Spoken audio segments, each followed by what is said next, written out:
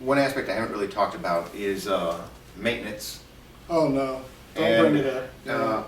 Well, I also say this, a lot of professionals that I work with, you come up here probably, what, twice a year? 2-3 times a year? Yeah, at least twice, maybe more. And I work with, I'll see many musicians at the top level 2 or 3 times a year. And I'm not trying to sell them. Yes, I am. I'm trying to sell. No, I'm not.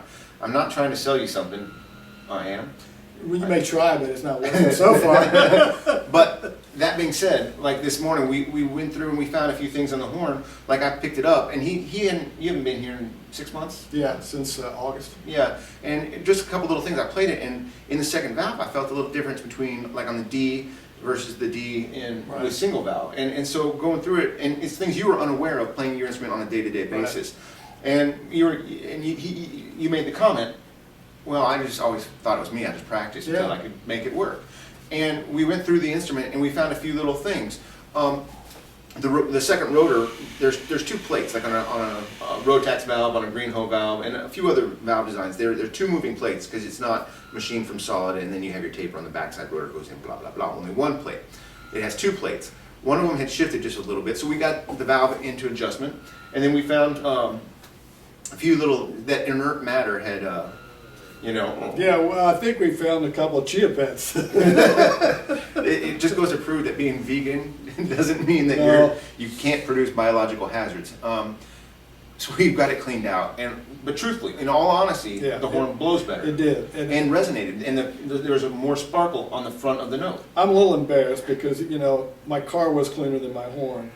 So yeah, it's a good idea, but part of it too is just maintenance, regular maintenance. I would have, love to have taken this, if I have to ship it, and right now this is the only bass I have, we're going to get that fixed.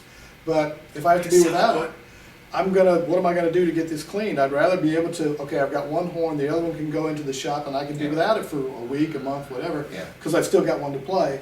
Of course, I'm waiting for new developments. And my next horn, when I get it, will be able to be a backup or whatever you want to look at it. I'm not going to say a backup. They'll have both the horns can play equally well, so I don't feel like, okay, this has been 6 months since it's been to the factory, let's give it a tune-up, because even just playing it over time, I could see how something could get out of alignment or out of whack, or start growing mold and need to be... Well, it wasn't mold, it was something. Yeah, well, it didn't have a face, but...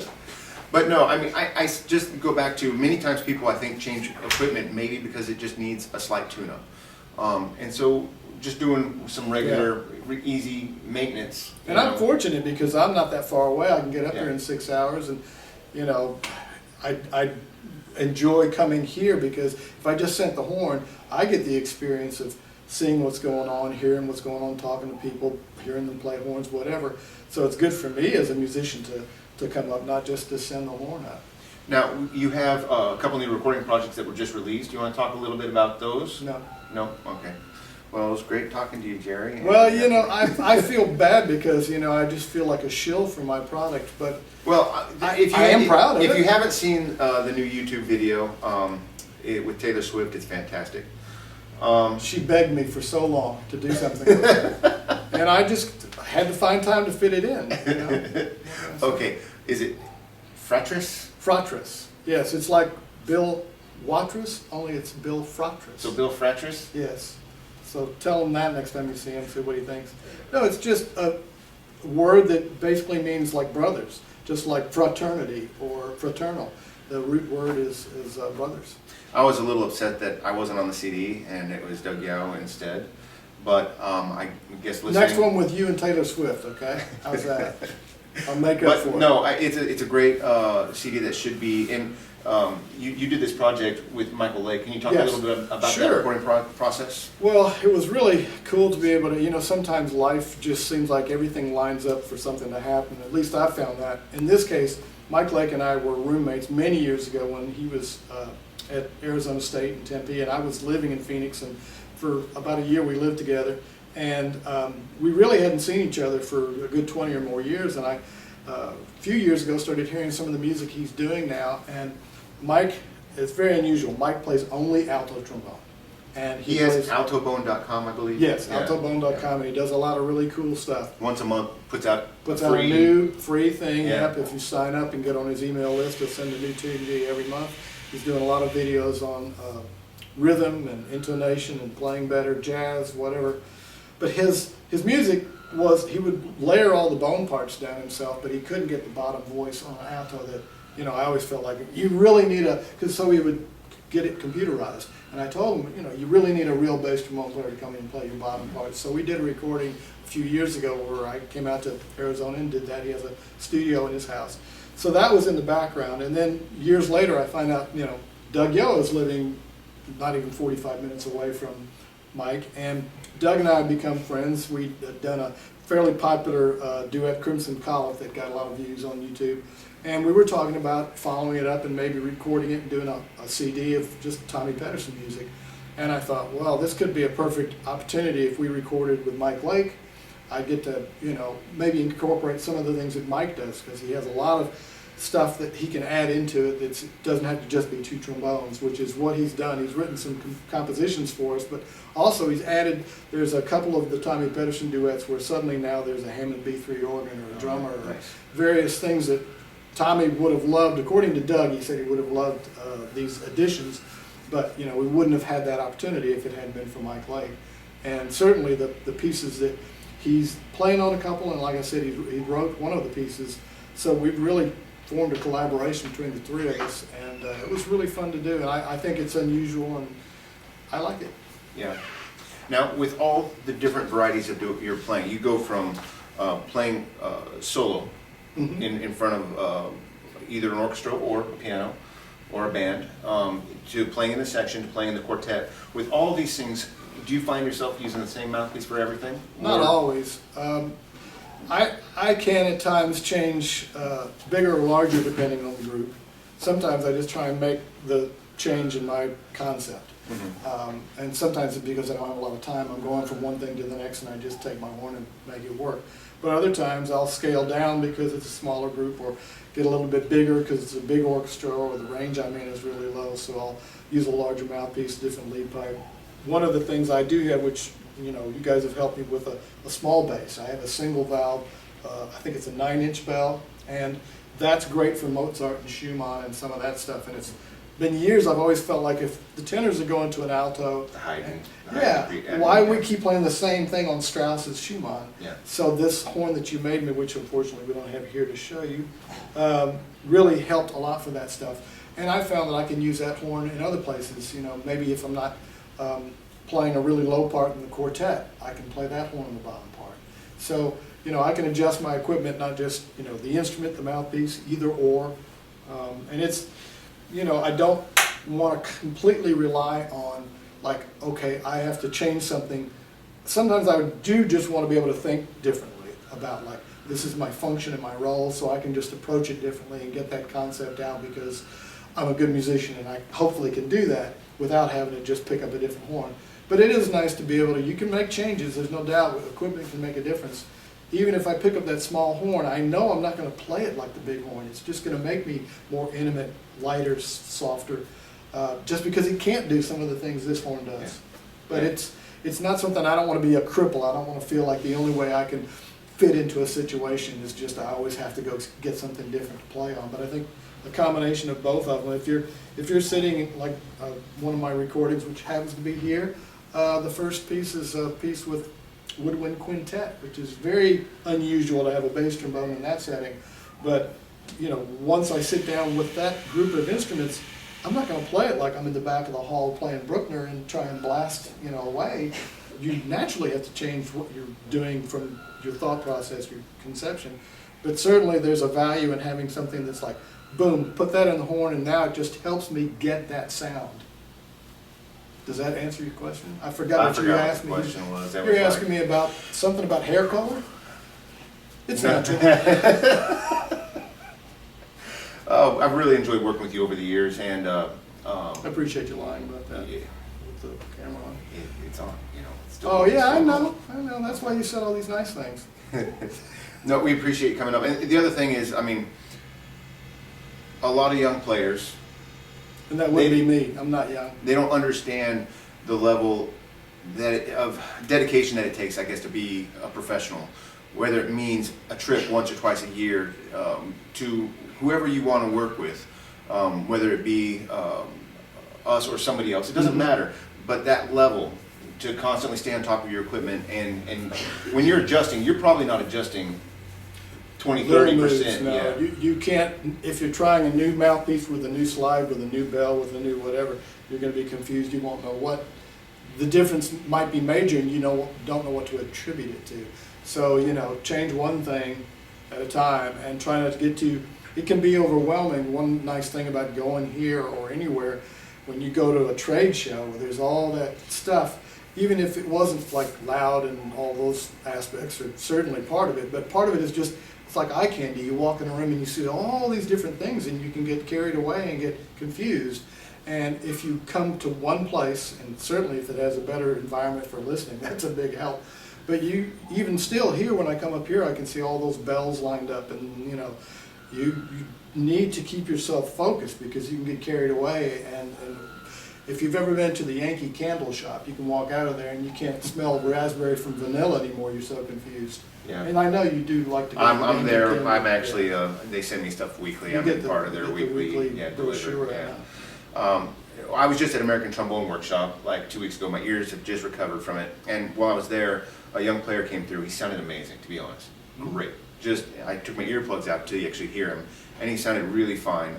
And he was looking at new bass trombones, and it kind of terrified me because what he had was working. Yeah. And I looked at his father. I actually looked at his father, and I was like, he sounds fantastic. He sounds great. And what I was trying to say was, don't buy anything. Just if it ain't broke. if it ain't broke, yeah, leave it.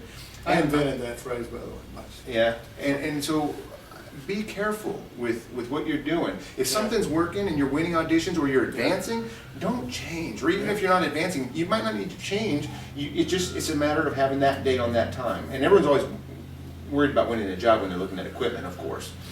Yeah, but if sometimes you go into a job and you win it on a certain piece of equipment, and the next day they say, "Can you change to this horn?"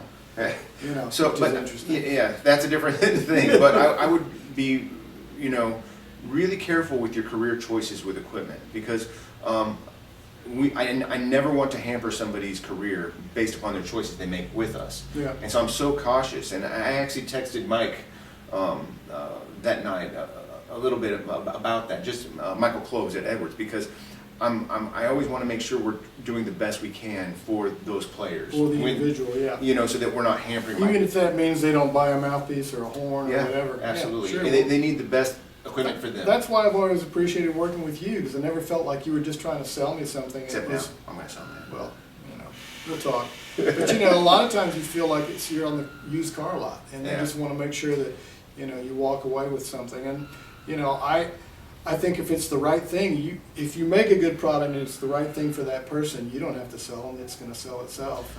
Right. And so be very careful with those career choices with sound, and don't just trust whoever's on the business end trying to sell that piece of equipment. Yeah. Even when you come in, second guess me. I even second guess myself. I'll have other people check my ears to make sure what I'm hearing is correct, because I could be wrong. Oh, and I've been around and not you, but I've been around where people say, "Oh yeah, that's the horn for you." It's like, yeah, you played it for 5 minutes, and this guy's got a big stake in it. It's not like if you can have a neutral arbiter or whatever. I actually think if they could do this, it'd be great to have set up a counselor, professional counselor at these events, and you go in the room and talk and make sure that you're not getting sucked up in the excitement of the moment. And plus, there ought to be a dedicated room where people can take the instrument. Maybe they sign up for 30 minutes or something and go in there and play, and get somebody that's a friend or whatever go in and talk to you, so that you don't feel like you're just trying to be sold this thing. And it's hard not to expect that people are there for a reason. They're selling product, but myself included. Yeah, sure. I'm going to interrupt you. I've been noticing some things when people come in for choosing instruments, and a lot of players, they get to practice in a small practice room, but they don't get used to resonating in a hall. Then when they go in to take a job audition, they're in a big hall. Yeah. How did you make the transition when you were younger? Well, maybe not younger. I was never young. But when you transitioned from the practice room into a bigger Right. hall and be able to do that correctly. Well, and I know when I was getting ready to audition in St. Louis, I would find big spaces to practice in. I wasn't going to be in a 4x4 room every day, and that was going to be my only experience of playing. And luckily, you know, going back to when I was in Juilliard, I could go in a dance studio, a big room that was very reflective, and I practiced in big rooms whenever I could. It doesn't mean you always have easy access, but usually there's a church in your community or a school or someplace you can go where you can get in a big room. Was it air, was it resonance, or was it just the environmental that you then adapt to that environment? Well, partly you have to just think about the fact that if you're playing, like if I was in this room that was 4x4, that's as far as my sound can go before it comes back at me, it's bouncing off the wall. Compared to being in a big space where your sound can go for a while. So does that affect your soft playing as well, projecting your softs? I think it affects everything because, you know, when you play soft, even in a big space, it's got room and resonance that takes a while to get to the back of the hall. And you're going to play differently than if it's to that wall 2 feet away. Which brings up clarity on the front of the note, even in softs, to get it to start fast. Well, it doesn't have a chance to go anywhere when it's hitting the wall at 2 feet. If Right. It's got to sound good at 40 feet, at 100 feet, or whatever. It's got to be different than what it is coming out the bell because that's where it's sounding, at least to the audience. Yes, of course. You know, where you are, you want it to sound good, but, you know, I'm not buying a ticket, they are. And so if it doesn't sound good out in the hall, or, you know, depending on the space you're playing in, if you look at recording, you know, if you're going to play into a mic at some short distance away from you, you're going to change your equipment and your concept because the only thing that matters is what's going to get picked up on that microphone. And it makes it interesting when you start playing movies like we do, because those were all written for people to record in 5-minute increments with a mic there, and now we're performing for 2 hours in a big hall, and it's a big challenge. It can really wipe you out as a brass player to do that. With Pop's concerts, a lot of times are some of the most taxing on the face They of are the for brass us, player. and the string players are sitting there bored. You know, all the other stuff is the stuff they really get killed on, and we turn flips around totally when we do the popular stuff. We're doing Harry Potter in a couple of weeks. We're doing 2 Harry Potter movies in 1 week, only because one of them got canceled in the fall. And you know, people are like, I don't know if I'm going to be able to make it. You know, especially trumpet players. Some of that stuff is so different than what you play when you play a big brass piece in orchestra. It's a different kind of playing. And it's more lead trumpet playing. Yeah, Superman. Yeah, I think the first Little couple lines are a little terrifying there. Yeah. It's like, huh. Yeah. Well, and a lot of times now when we do shows like that, we'll bring in a lead trumpet. They don't do that for the trombone. I mean, we're still, and oftentimes I have to think, and I look up at Tim and I'm thinking, man, don't you want to use a small horn? I think he's going to get one because, you know, it makes life easier. Well, cool. Well, Gerry, we really appreciate your time. And, Sure. We're going to go get back to trying a few things. And No, we're going to work go on take a few- nap, aren't we? I need a nap. Yeah, nap time. We actually have some little cubicles in Power the back. nap. We're just going to, you know, Yeah. we've got some little... You can go work if you want to. So thanks for your time, Gerry. Really You're appreciate it. welcome. Glad to be here.